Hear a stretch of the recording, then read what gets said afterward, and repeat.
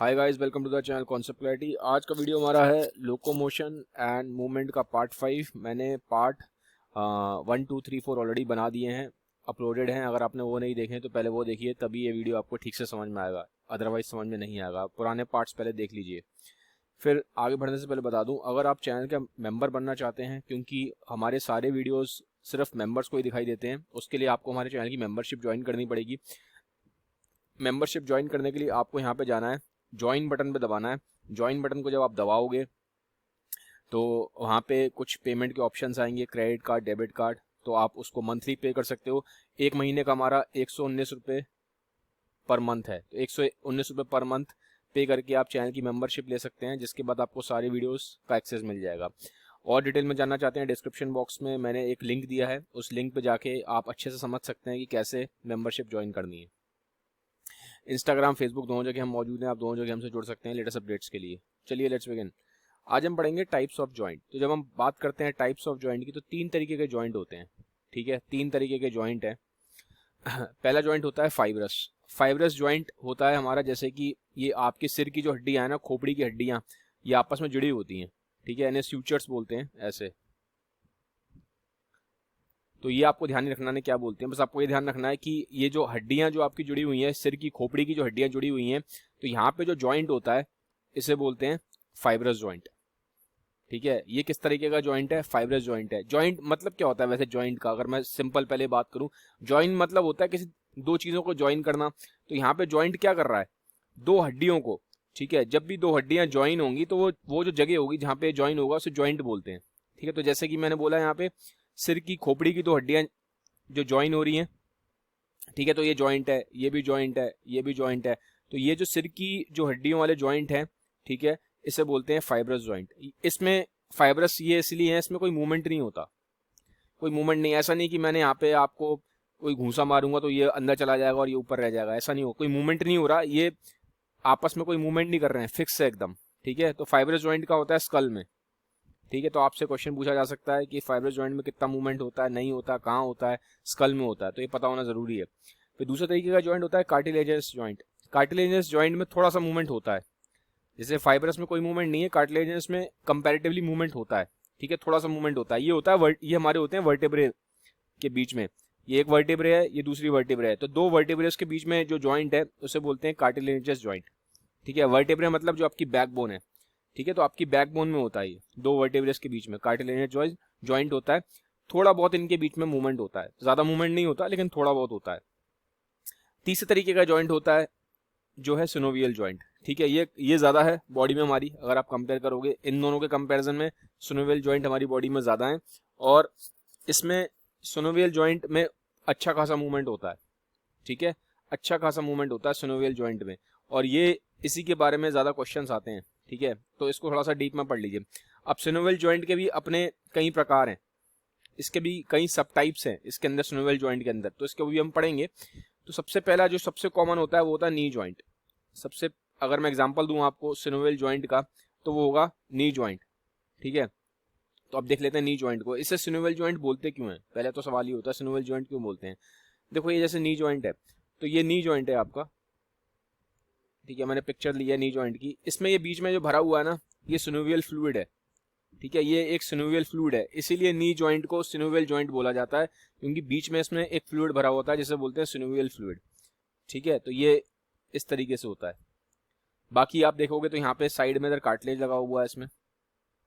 ठीक है, ये ऐसे नी जॉइंट में इधर कार्टिलेज लगा है, मेनली बीच में सिनोवियल फ्लूइड है, जो कि यहाँ पे सिनोवियल मेम्ब्रेन होती है, ये देख रहे हो, सिनोवियल मेम्ब्रेन होती है। तो सिनोवियल मेम्ब्रेन इस सिनोवियल फ्लूइड को प्रोड्यूस करने में बहुत हेल्प करती है। ठीक है, तो ये नी जॉइंट एग्जांपल है सिनोवियल जॉइंट का। ठीक है, क्योंकि सिनोवियल जॉइंट क्यों बोलते हैं? क्योंकि सिनोवियल जॉइंट्स में ये जैसे एक बोन ये रही, एक बोन ये रही, तो बीच में ना फ्लूइड भरा हुआ है, सिनोवियल फ्लूइड, तो इसलिए ना सिनोवियल जॉइंट बोला जाता है। अब हम कुछ और टाइप्स देखेंगे। मैंने बोला था ना सिनोवियल जॉइंट के अपने भी कुछ अंदर कैटेगरीज हैं, तो कैटेगरीज क्या है? ठीक है, अब हम पढ़ेंगे टाइप्स ऑफ सिनोवियल जॉइंट्स। तो टाइप्स ऑफ सिनोवियल जॉइंट में सबसे पहला जॉइंट आता है बॉल एंड सॉकेट जॉइंट। ठीक है, बॉल एंड सॉकेट जॉइंट ये रहा ऐसे, ये आपका क्या है? ये पेल्विक, पूरा पेल्विस है, पिछली वीडियो में पढ़ा दिया, ये पूरा पेल्विस है। नीचे क्या है? ये आपकी लेग की बोन है, थाई बोन, फीमर। तो थाई बोन में और ये जो पूरा पेल्विस है इसमें जो जॉइंट होता है, ये हिप जॉइंट जो है आपका है, ये बॉल एंड सॉकेट जॉइंट है, ये सबसे ज्यादा मूव करता है 360 डिग्री पे। जो कराटे करते हैं ना या मार्शल आर्ट्स करते हैं, देखना वो पैर पूरा 360 डिग्री पे घुमा लेते हैं। इसका एक एग्जांपल और भी है, एक तो हिप जॉइंट हो गया, बॉल एंड सॉकेट जॉइंट का एग्जांपल। एक एग्जांपल इसका और भी होता है शोल्डर जॉइंट, ठीक है, शोल्डर भी आप 360 डिग्री पे पूरा घुमा लेते हो, तो ये एग्जांपल है, ठीक है। फिर दूसरे तरीके का जॉइंट है हिंज जॉइंट। हिंज मतलब क्या है, देखो ये दरवाजा होता है ना, दरवाजा खुलता है, ये देखो दरवाजा, दरवाजा बंद होता है, दरवाजा खुलता है, तो इस तरह का जॉइंट है। ये कहाँ पे होता है, ये नी जॉइंट। नी जॉइंट कैसा है आपका, हिंज जॉइंट है। फिर एल्बो, एल्बो जॉइंट कैसा है, हिंज जॉइंट है। इस पे क्वेश्चंस आ जाते हैं डायरेक्ट कि नी जॉइंट कौन सा जॉइंट है, 3-4 दे देंगे, फिर आपसे पूछेंगे कौन सा है, ठीक है। एल्बो जॉइंट कौन सा है, तो नी जॉइंट, एल्बो जॉइंट, ये सारे कैसे हैं, हिंज जॉइंट है, दरवाजे की तरह है। फिर होता है पिविट। पिविट कौन सा होता है, देखो हाथों की हड्डियों के बारे में पीछे पढ़ा चुका हूँ, मैंने पूरा आपको पढ़ाया था। आर्म्स की जितनी भी हड्डियां होती हैं, हमारे हैंड्स की जितनी भी हड्डियां होती हैं, मैंने पीछे पुराने वीडियो में पढ़ा दिया है, ठीक है। पार्ट 4 में बोन्स की सारे जो पूरे हैंड्स की जो बोन्स होती है मैं पढ़ा चुका हूँ। ऊपर वाली जो बोन होती है उसे ह्यूमरस बोलते हैं, नीचे होती है रेडियस और अल्ना। रेडियस और अल्ना, रेडियस और अल्ना, ये वाली जो दो बोन्स हैं, ठीक है, आपके ये 4 आर्म की बोन्स हैं, रेडियस और अल्ना। जिन्होंने पुराना वीडियो लगाया उनको समझ में आ रहा है मैं क्या बोल रहा हूँ। तो रेडियस और अल्ना आपस में कैसे जुड़ी हुई हैं, रेडियस और अल्ना के बीच में जो जॉइंट होता है उसे पिवट जॉइंट बोलते हैं, ठीक है। रेडियस और अल्ना आपस में जो जुड़ी हुई हैं, तो ये है पिवट जॉइंट से, ठीक है। तो ये भी एक तरीके का जॉइंट है, रेडियस और अल्ना के बीच में होता है। फिर होता है ग्लाइडिंग जॉइंट। ग्लाइडिंग जॉइंट क्या होता है, जो आपकी रिस्ट बोन में, रिस्ट बोन कौन सी, मतलब कार्पल्स, ठीक है। तो ये जैसे आपकी ये सारी कार्पल्स हैं, ये जितनी बनी है कार्पल हैं दिखाइए, तो ये सारा क्या है, ये ग्लाइडिंग जॉइंट है, ठीक है। तो ग्लाइडिंग जॉइंट का एग्जांपल हो गया कार्पल्स, जो आपकी रिस्ट की बोन्स है। रिस्ट की बोन्स को क्या बोलते हैं, कार्पल बोलते हैं ना, इस तरीके से। फिर फाइनली लास्ट जॉइंट जो है सिनोवियल जॉइंट का, वो है सैडल जॉइंट, ठीक है। हम पढ़ रहे हैं टाइप्स ऑफ सिनोवियल जॉइंट, इसमें लास्ट जो जॉइंट है वो है सैडल जॉइंट। सैडल जॉइंट कौन सा होता है, ये होता है आपके अंगूठे का जॉइंट। अंगूठा होता है ना आपका अंगूठा, थंब वाला, तो थंब जॉइंट आपका कार्पल होता है। और अंगूठे, ये जैसे ये अंगूठा आपका स्टार्ट हो गया, ये फेलेंजेस हैं, ठीक है, 2 फेलेंजेस होते हैं अंगूठे में, ये 2 फेलेंजेस हैं अंगूठे में, तो ये मेटाकार्पल है इसके नीचे। तो मेटाकार्पल और कार्पल के बीच में ये जो जॉइंट है अंगूठे की साइड पे, ठीक है, ये होता है सैडल जॉइंट, समझ गए। तो ये जो बनाया हुआ है ना कार्पो मेटाकार्पल जॉइंट, यही सैडल जॉइंट है। तो थंब जॉइंट जो एग्जांपल है वो सैडल जॉइंट का है, ठीक है। तो ये सारे के सारे क्या हैं, टाइप्स ऑफ सिनोवियल जॉइंट है। मतलब इन सब में जितने भी जो जॉइंट मैंने भी आपको बताए हैं कैटेगरीज, सब में सिनोवियल फ्लूइड भरा होता है, ठीक है। 2 हड्डियों के बीच में सिनोवियल फ्लूइड भरा हुआ है, इसीलिए इनको सिनोवियल जॉइंट बोलते हैं। अब ये हमारा खत्म हो गया जॉइंट्स का। अब हम पढ़ रहे हैं कुछ डिसीजेस के बारे में, कुछ बीमारियां होती हैं, ठीक है, मसल से रिलेटेड होती हैं, ठीक है, स्केलेटल सिस्टम से आपके रिलेटेड हैं। कुछ बीमारियां जो मसल्स और आपकी बोन से रिलेटेड है उसके बारे में पढ़ेंगे। तो पहली बीमारी है माइस्थेनिया ग्रेविस। अब इस बीमारी में क्या होता है, ये एक ऑटोइम्यून डिसऑर्डर है। क्या है ये एक ऑटोइम्यून डिसऑर्डर है। ऑटोइम्यून डिसऑर्डर क्या होता है, पहले भी बहुत बार बता चुका हूं, फिर बता देता हूं। ऑटोइम्यून डिसऑर्डर क्या होता है, ऑटो इम्यून डिसऑर्डर में आपका बॉडी का, देखो आपका बॉडी का इम्यून सिस्टम का क्या काम है, आपकी बॉडी का इम्यून सिस्टम का काम है जो बाहर से बैक्टीरिया आ रहे हैं, वायरस आ रहे हैं, उनको मारना। तो आपका बॉडी का इम्यून सिस्टम क्या है, आपका सोल्जर है, आपकी बॉडी का रक्षक है वो। लेकिन कभी कभी क्या होता है, आपका बॉडी का इम्यून सिस्टम आपकी बॉडी पर अटैक कर देता है। तो जब आपका इम्यून सिस्टम जो आपका रक्षक है, ठीक है, वही आपसे लड़ने लग जाए, रक्षक भक्षक बन जाए, ठीक है, हिंदी में अगर बोलूं तो मतलब आपका जो दोस्त है, इम्यून सिस्टम आपका दोस्त है, वही अगर आपका एनिमी बन जाए, ठीक है, तो इसको बोलते हैं ऑटोइम्यून डिसऑर्डर। मतलब आपका जो इम्यून सिस्टम है वो आपकी बॉडी पे अटैक कर देता है, उल्टा अटैक हो जाता है। इम्यून सिस्टम का काम है बाहर के बैक्टीरिया से, वायरस से लड़ना, पैथोजन से लड़ना, लेकिन जब आपका इम्यून सिस्टम आपकी बॉडी पे ही अटैक कर दे, उसको बोलते हैं ऑटोइम्यून डिसऑर्डर। तो माइस्थेनिया ग्रेविस एक ऑटोइम्यून डिसऑर्डर है। इसमें क्या होता है, देखो जैसे कि आपका ये न्यूरोमस्कुलर जंक्शन होता है, ठीक है, ये आपकी नर्व, ये एक न्यूरॉन है, ये आपकी एक मसल है, ठीक है, ये आपकी मसल है। अब आपको पता है न्यूरोमस्कुलर जंक्शन पे क्या होता है, यहाँ पे एक न्यूरोट्रांसमीटर रिलीज होता है एसिटाइल कोलाइन। जब जैसे ये न्यूरोट्रांसमीटर रिलीज होगा एसिटाइल कोलाइन, तो ये मसल क्या हो जाएगी, मसल कॉन्ट्रैक्ट हो जाएगी। लेकिन इसके मायस्थेनिया ग्रेविस में क्या होता है, आपके इम्यून सिस्टम क्या बनाते हैं, आपके इम्यून सिस्टम बनाते हैं एंटीबॉडीज। तो ये क्या होता है इस केस में, मायस्थेनिया ग्रेविस में, ये एंटीबॉडीज आके ना, ये जो रिसेप्टर्स होते हैं, यहाँ पे रिसेप्टर्स होते हैं जो इस न्यूरोट्रांसमीटर को रिसीव करते हैं। नॉर्मल केस में क्या होता है, ये जो रिसेप्टर्स हैं, ये रिसेप्टर्स बने हुए हैं यहाँ पे, ये इस न्यूरोट्रांसमीटर को क्या करते हैं, रिसीव करते हैं, वेलकम करते हैं, तब जाके मसल कॉन्ट्रैक्ट होती है। लेकिन इस वाली प्रॉब्लम में क्या होता है, एंटीबॉडी ना इसको सारे रिसेप्टर्स को खराब कर देती है। ठीक है, एंटीबॉडीज इन रिसेप्टर्स को खराब कर देती है। तो क्या होता है, ये जो न्यूरोट्रांसमीटर आया ना, एसिटाइल कोलाइन न्यूरोट्रांसमीटर जो आ रहा है, ये यहाँ पे अटैच नहीं हो पाएगा। जब ये अटैच नहीं हो पाएगा तो मसल क्या होगा, मसल कॉन्ट्रैक्ट नहीं होगी, मसल कॉन्ट्रैक्ट नहीं होगी। तो धीमे धीमे क्या होगा, ऐसा बंदा जिसको मायस्थेनिया ग्रेविस है, इसकी मसल्स वीक होती जाएंगी। ठीक है, एक तरीके से इसको पैरालिसिस टाइप का हो जाएगा, इसको वीकनेस आ जाएगी, मसल्स में एक थकान रहेगी इसको हमेशा। ठीक है, थका थका रहेगा, इसको अपना कंट्रोल खत्म हो जाएगा क्योंकि मसल्स कॉन्ट्रैक्ट ही नहीं हो रही। तो एक तरीके से एक सॉर्ट ऑफ पैरालिसिस हो जाता है इसको। ठीक है, तो शक्ल आप देखोगे तो ऐसा हो जाएगा, देख रहे हो आंखें कैसी हो गई हैं, क्योंकि आंखें भी तो मसल्स ही हैं, यहाँ पे भी तो स्केलेटल मसल्स होती हैं। तो अब मायस्थेनिया ग्रेविस वाले आदमी का कंट्रोल खत्म हो चुका है अपनी मसल्स पे, तो उसकी आंखें ऐसी झुकी झुकी रहेंगी। इसका नॉर्मल भी जैसा हमारा चेहरा होता है, लिप्स हमारे ऐसे होते हैं, तो उसके लिप्स भी ऐसे हो जाएंगे। मैं फोटो में दिखा नहीं पा रहा हूँ, उसके लिप्स ऐसे हो जाएंगे दोनों तरफ से, क्योंकि जो मसल्स होती हैं ये वाली फेस की मसल्स पे से क्या होता है, एकदम से उसका कंट्रोल खत्म हो जाता है, एक तरीके से पैरालिसिस हो गया है चेहरे की मसल्स का। तो आंखें भी देखो कैसी हो गई हैं। ठीक है, तो ये था मायस्थेनिया ग्रेविस। दूसरी बीमारी का नाम है मस्कुलर डिस्ट्रॉफी। इसमें क्या होता है, देखो स्टार्टिंग में आपका मसल नॉर्मल है, धीमे धीमे क्या होगा, मसल का साइज कम हो जाएगा, बिल्कुल सुकड़ जाएंगी मसल्स। मसल्स क्या हो रही हैं, सुकड़ रही हैं। तो मसल्स क्या होती है, धीमे धीमे सुकड़ जाती हैं। डिस्ट्रॉफी मतलब एक तरीके से वेस्टिंग हो रही है, मसल्स वेस्ट होती जा रही हैं। स्टार्टिंग में देखो मसल ऐसी थी, जैसे जैसे टाइम कटा आगे बढ़ता गया, आपकी मसल्स क्या हो गई, सुकड़ गई, एकदम मसल्स बिल्कुल वेस्ट हो गई। तो एक तरीके से बोलते हैं मसल वेस्टिंग हो रही है। ठीक है, तो इस तरह की जो प्रॉब्लम होती है मेनली जेनेटिक है। ठीक है, ये एक जेनेटिक डिसऑर्डर है, ये एक जेनेटिक डिसऑर्डर है। तो जैसे अगर जैसे किसी बच्चे को हो जाती है, जैसे बच्चा है, इसे मसल डिस्ट्रॉफी हो रही है, तो देखोगे आप ये यहाँ 15 साल तक पहुंचते पहुंचते ये ऐसा हो जाता है। और ज़्यादातर इस केस में बच्चे जो होते हैं मर जाते हैं, डेथ हो जाती है एक्सट्रीम वीकनेस की वजह से। ठीक है, मसल्स में जान नहीं है इनके, मसल्स एकदम बिल्कुल सुकड़ गई हैं, देखो कैसे हो गई हैं। यहाँ पे ठीक था शुरू में, लेकिन धीमे धीमे ये मसल्स एकदम मसल्स की वीकनेस, एक्सट्रीम वीकनेस हो गई है मसल्स की।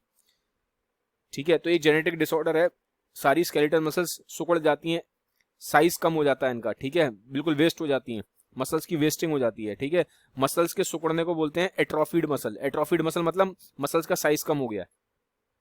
ठीक है, तो ये हमने पढ़ा मसल डिस्ट्रॉफी। अब हम पढ़ रहे हैं टेटनी के बारे में। टेटनी में क्या होता है, इसमें पढ़ते हैं मसल स्पाजम। ठीक है, स्पाजम्स होते हैं, अगर मैं बात करूं इसमें पढ़ते हैं मसल स्पैजम। इसमें क्या होता है, एकदम से मसल एकदम से पूरी कॉन्ट्रैक्ट हो जाएगी।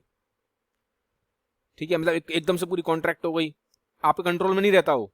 ठीक है, एकदम से कॉन्ट्रैक्ट हो गई, एकदम से फिर नॉर्मल हो गई, फिर कॉन्ट्रैक्ट हो गई एकदम से। ठीक है, जैसे हाथ देख रहे हो, ये एक तरह की टेटनी हो गई इस बंदे को, एकदम से मतलब बैठे बैठे हाथ पैर मुड़ गए, एकदम से हाथ मुड़ गए, मसल्स कॉन्ट्रैक्ट हो गई, कंट्रोल नहीं, उसने खुद से नहीं करा, अपने आप ही हो गई, फिर एकदम से नॉर्मल हो जाएगी, फिर पड़ जाएंगे।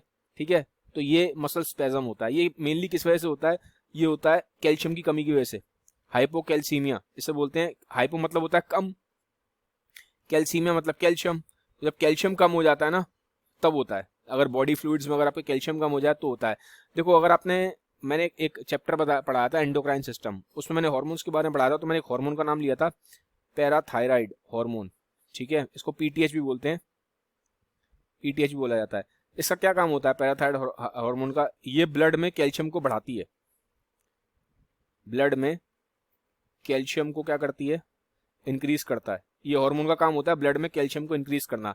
अब मान लो किसी आदमी के ये पैराथायराइड हार्मोन बन ही नहीं रहा, बहुत कम बन रहा है, तो क्या होगा, उसके ब्लड में कैल्शियम इंक्रीज नहीं होगा, फिर तो ब्लड में कैल्शियम कम होना शुरू हो जाता है।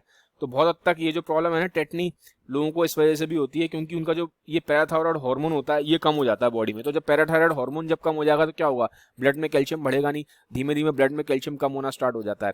तो ब्लड में जब कैल्शियम कम होगा ना, देखो कैल्शियम का काम होता है, कैल्शियम का एक बहुत इंपॉर्टेंट रोल होता है मसल के कॉन्ट्रैक्शन और रिलैक्सेशन में, ठीक है। तो इसीलिए यहाँ पे आप देखोगे ये कॉन्ट्रैक्शन रिलैक्सेशन एकदम से बिगड़ जाता है पूरा, समझ रहे हो। तो ये एक टेटनी एक काफी सीरियस प्रॉब्लम है, और ये मेनली कप कपाते भी हैं लोगों के, हाथ स्पैज़म पड़ जाते हैं, क्रैम्प पड़ना स्टार्ट हो जाते हैं एकदम से, ठीक है।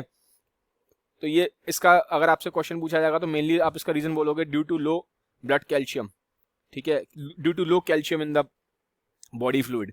कैल्शियम की कमी की वजह से होता है। कैल्शियम की कमी क्यों होती है, इसके काफी कॉज हो सकते हैं, लेकिन एक बहुत ही कॉमन कॉज इसमें देखा गया है, मैंने ऐसा बताया कि ये पैराथायराइड हार्मोन है, इसकी कमी हो जाती है। अब आते हैं हम आर्थराइटिस पे। आर्थराइटिस क्या होता है, सूजन, स्वेलिंग हो जाती है जॉइंट में, ठीक है। ये है इन्फ्लामेशन ऑफ जॉइंट्स। इन्फ्लामेशन का मतलब एक तरीके से स्वेलिंग, ठीक है। तो जॉइंट्स में स्वेलिंग आ जाती है, सूजन आ जाती है। ये देखो, ये देख रहे हो आप इस व्यक्ति के, इंसान के बॉडी, ये पूरा नी जॉइंट पूरा स्वेल हो रखा है, एकदम लाल पड़ गया, पूरा मोटा मोटा हो गया है, तो इसे बोलते हैं आर्थराइटिस। अब आर्थराइटिस भी अपने आप में दो तरीके के होते हैं, बता देता हूँ, थोड़ा सा आपको एक्स्ट्रा नॉलेज हो जाएगी। जनरली आर्थराइटिस दो तरीके के होते हैं। एक तो होता है रूमेटॉइड, रूमेटॉइड स्पेलिंग चेक करना, मेरी स्पेलिंग बहुत खराब रहती है। दूसरा होता है ऑस्टियो आर्थराइटिस। तो पहला है रूमेटॉइड आर्थराइटिस, दूसरा है ऑस्टियो आर्थराइटिस। ये दो इसके टाइप होते हैं। जो रूमेटॉइड होता है ये तो होता है ऑटोइम्यून डिसऑर्डर। इसमें क्या होता है, आपका इम्यून सिस्टम होता है, फिर आपकी बॉडी पे अटैक कर देता है। तो रूमेटॉइड तो ऑटोइम्यून डिसऑर्डर होता है, ठीक है। ऑस्टियो आर्थराइटिस क्या होता है, ये ज्यादातर बूढ़े लोगों को होता है। जैसे जैसे एज बढ़ती है ना, अब जैसे जैसे आपकी एज बढ़ेगी तो धीमे धीमे जॉइंट्स तो खराब होंगे ही आपके। ऐसा तो नहीं है कि लाइफ लॉन्ग आपके जैसे जॉइंट्स हैं, जैसे आप 20 साल में आपके जॉइंट्स हैं, 80 साल में भी जॉइंट्स आपके वैसे रहेंगे, तो वो नहीं होगा। तो धीमे धीमे आपके जॉइंट्स धीमे धीमे डिग्रेड होते जाते हैं, ठीक है। तो ये ऑस्टियोआर्थराइटिस ज्यादातर होता है ओल्डर लोगों में, एज के साथ होता है, ठीक है। रूमेटॉइड जो है वो यंग लोगों में भी हो सकता है, ये ऑटोइम्यून डिसऑर्डर है, ठीक है। ये ऑटोइम्यून डिसऑर्डर है रूमेटॉइड, ठीक है। तो आर्थराइटिस की दो टाइप्स होती है, मैंने आपको बता दिया। आर्थराइटिस होता क्या है, जॉइंट्स की स्वेलिंग हो जाती है, जॉइंट्स में इन्फ्लामेशन आ जाता है। फिर आता है ऑस्टियोपोरोसिस। ऑस्टियोपोरोसिस में क्या है, हड्डियां खोखली हो जाती हैं। ऑस्टियो का मतलब होता है हड्डी, बोन। पोरोसिस मतलब खोखला, कोई चीज जब खोखली हो जाती है ना, खोखला हो जाना, ठीक है। अब जैसे ये नॉर्मल बोन है, ये क्या है, आपकी नॉर्मल बोन है। अब धीमे धीमे ये बोन क्या खोखली होती जा रही है, देखो, पहले थोड़ी खोखली हो गई, फिर थोड़ी और ज्यादा खोखली हो गई, पोरस हो गई। पोरस मतलब हो गई अंदर से खोखली हो रही है, ठीक है। ये देखो, ये अब ये कैसी बोन है, ये ऑस्टियोपोरोसिस हो गया इस बंदे को ऑस्टियोपोरोसिस हो गया। ये नॉर्मल बोन थी यहाँ स्टार्टिंग में, धीमे धीमे आप देखोगे ये हड्डी वीक होती जा रही है, पोरस होती जा रही है, ठीक है। तो एक तरीके से बोलते हैं loss in bone density, bone की डेंसिटी कम हो रही है। ऑस्टियोपोरोसिस में क्या हो रहा है, बोन की डेंसिटी कम हो रही है, यहाँ बोन ज्यादा डेंस है, तो धीमे धीमे देखो ऑस्टियोपोरोसिस में क्या हुआ, बोन की डेंसिटी खत्म हो गई। तो मतलब क्या होगा, बोन बहुत वीक हो जाएगी, बहुत ज्यादा वीक हो जाएगी। स्पेशली ये प्रॉब्लम विमेन में ज्यादा होती है, मैन में कम होती है, विमेन में ज्यादा होती है, और ज्यादातर होती है मीनोपॉज के बाद। जब उनकी मेंस्ट्रुअल साइकिल बंद हो जाती है तो आफ्टर मीनोपॉज ये प्रॉब्लम होती है विमेन को, ठीक है। आफ्टर मीनोपॉज क्यों होती है, उसके पीछे काफी रीजंस हैं। हार्मोन्स डिक्लाइन हो जाते हैं, स्पेशली ईस्ट्रोजन कम हो जाता है इनका, ठीक है। विमेन में इसलिए भी ज्यादा होती है क्योंकि विमेन में टेस्टोस्टेरोन भी कम होता है, तो टेस्टोस्टेरोन भी बोन्स को स्ट्रॉन्ग रखने में हेल्प करता है। इसीलिए इन जनरल अगर आप एक एवरेज मैन लेंगे तो एवरेज मैन की हड्डियां ज्यादा मजबूत होती हैं इन कंपैरिजन टू एक एवरेज वेमेन, क्योंकि मैन में टेस्टोस्टेरोन ज्यादा है, ठीक है। ज्यादातर ये प्रॉब्लम भी ज्यादातर एज रिलेटेड है। जैसे जैसे एज होती जाएगी तो आपको इसकी चांसेस बढ़ते जाएंगे, स्पेशली विमेन में ज्यादा होती है आफ्टर मीनोपॉज। फिर आता है गाउट। गाउट क्या है, देखो गाउट में क्या होता है, यूरिक एसिड बढ़ जाता है। जैसे बॉडी में मैंने बोला था ना, हर चीज का एक बैलेंस है, कम भी नहीं होना चाहिए, ज्यादा भी नहीं होना चाहिए। तो जब अगर आपकी बॉडी में यूरिक एसिड का लेवल बढ़ना स्टार्ट हो जाए, नॉर्मली क्या होता है, किडनी जैसे यूरिया को बाहर फेंकती है, किडनी यूरिक एसिड को ही बाहर फेंकती है, ठीक है। तो किडनी आपकी यूरिक एसिड को ही बाहर फेंकती है, लेकिन अगर मान लो आपकी बॉडी में यूरिक एसिड का जो लेवल है बढ़ना स्टार्ट हो जाए, जब बढ़ना स्टार्ट हो जाएगा तो ये एक तरीके का वेस्ट प्रोडक्ट है, ये आके आपके ना फिर जॉइंट्स में ऐसे क्रिस्टल के फॉर्म में जमना स्टार्ट हो जाता है। जैसे छोटे छोटे पत्थर नहीं होते ऐसे, ये देखो जॉइंट्स में आगे, ये नॉर्मल जॉइंट है, ठीक है। ये ऐसे मान लो ये सब नॉर्मल जॉइंट्स हैं, ये गाउट वाला जॉइंट है, ठीक है। इसमें क्या होगा, गाउट का मतलब है यूरिक एसिड बढ़ गया आपका। यूरिक एसिड जब आपका बढ़ जाएगा, यूरिक एसिड बढ़ के फिर आपका छोटे छोटे पत्थर होते हैं, पत्थर के जैसे क्रिस्टल के फॉर्म में दो जॉइंट्स के बीच में आके जमना स्टार्ट हो जाता है। तो जब ये दो जॉइंट्स के बीच में जमना स्टार्ट हो जाएगा तो आपका जॉइंट ना पूरा फूल जाएगा, बड़ा हो जाएगा एकदम। देखो ऐसा हो जाएगा, ये होता है गाउट में। ये बंदे को गाउट हो गया, देख रहे हो ये जॉइंट कैसे फूल गया है, ये देखो एक्सट्रीम केस में ऐसे फूल जाता है। ठीक है, तो उसका यूरिक एसिड जब बहुत ज़्यादा बढ़ जाए तो ऐसे क्रिस्टल डिपॉजिट होना स्टार्ट हो जाते हैं जॉइंट्स में और ऐसे फूलना स्टार्ट हो जाता है। ठीक है, तो ये है आपका गाउट। सो गाइज इसी के साथ आपका चैप्टर भी खत्म हो गया, वीडियो भी खत्म होता है। यार अगर आपको वीडियो अच्छे लगते हैं मेरे तो काइंडली सबके साथ शेयर करिए, क्योंकि काफ़ी मेहनत लगती है ऐसे वीडियोस बनाने में। Have a nice day, bye bye, take care.